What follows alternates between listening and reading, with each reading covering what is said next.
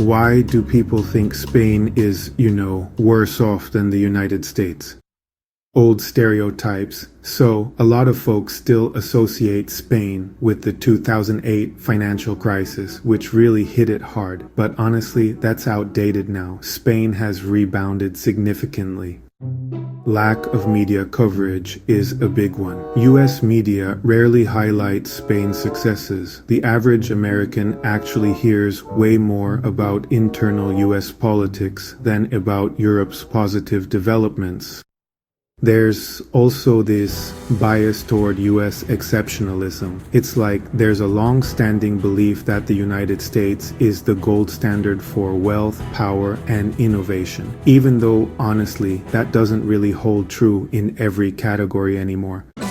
So, let's talk about the reality of Spain's recent success. When we look at economic growth, it's clear that something interesting is happening.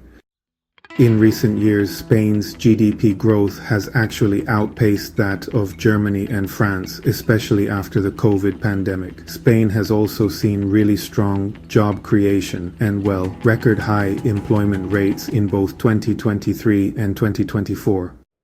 And of course, Spain is a true tourism powerhouse.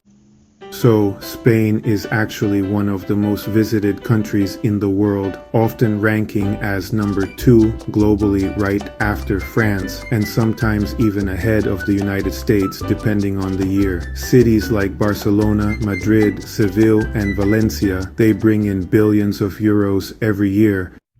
Immigration-driven growth is, a huge part of Spain's recent story. Immigrants from Latin America, North Africa, and Eastern Europe have really revitalized Spain's labor market and helped offset population decline. This multicultural growth has definitely boosted the housing market, services, and the small business sectors. So, let's talk about social stability. While Spain has its share of political tensions, like in Catalonia, it really doesn't face the mass shootings, extreme polarization, or federal dysfunction that the United States deals with every single day. So, let's talk about the political and social contrasts between the United States and Spain.